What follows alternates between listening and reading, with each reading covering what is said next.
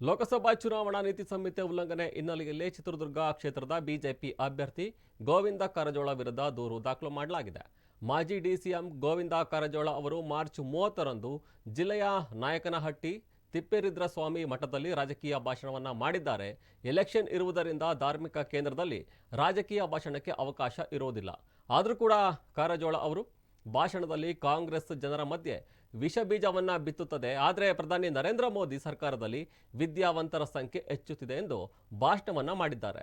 ಸದ್ಯ ಚುನಾವಣಾ ನೀತಿ ಸಂಹಿತೆ ಜಾರಿ ಇದ್ರೂ ಕೂಡ ರಾಜಕೀಯ ಭಾಷಣವನ್ನ ಮಾಡಿದ್ದಾರೆ ಎಂದು ಈ ಕುರಿತು ಈಗಾಗಲೇ ಎಸ್ಪಿ ಹಾಗೂ ಅಧಿಕಾರಿಗಳಿಗೆ ಗಿರೀಶ್ ಎಂಬುವವರು ನಾಯಕನಹಟ್ಟಿ ಪೊಲೀಸ್ ಠಾಣೆಯಲ್ಲಿ ದೂರನ್ನ ದಾಖಲು ಮಾಡಿದ್ದಾರೆ.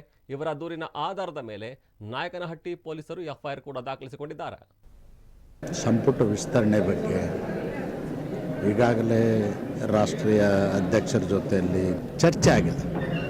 10 ಜನ ಹೊರಗಡೆಯಿಂದ ಬಂದತಕ್ಕಂಥವ್ರಿಗೆ, ಗೆದ್ದು ಬಂದವ್ರಿಗೆ, 3 ಜನ ಮೂಲ ಬಿ ಜೆ ಪಿಯಲ್ಲಿರ್ತಕ್ಕಂಥವ್ರಿಗೆ 13 ಜನರಿಗೆ ಒಂದು ಅವಕಾಶವನ್ನು ಕಲ್ಪಿಸಲಿಕ್ಕೆ ಈಗಾಗಲೇ ರಾಷ್ಟ್ರೀಯ ನಾಯಕರು ಮತ್ತು ರಾಜ್ಯದ ಸನ್ಮಾನ್ಯ ಮುಖ್ಯಮಂತ್ರಿಗಳು ತೀರ್ಮಾನ ಮಾಡಿದ್ದಾರೆ. ನಾವೆಲ್ಲರೂ ಒಂದೇ ಸಲ ಆಗಬೇಕಂದ್ರೆ ಸ್ವಲ್ಪ ಕಠಿಣ ಆಗ್ತದೆ, ಕಾಯಬೇಕಾಗ್ತದೆ. ಮುಂದಿನ ದಿನಮಾನಗಳಲ್ಲಿ ಅವ್ರಿಗೂ ನ್ಯಾಯ ಸಿಗ್ತಕ್ಕಂಥದ್ದು ಆಗ್ತದೆ.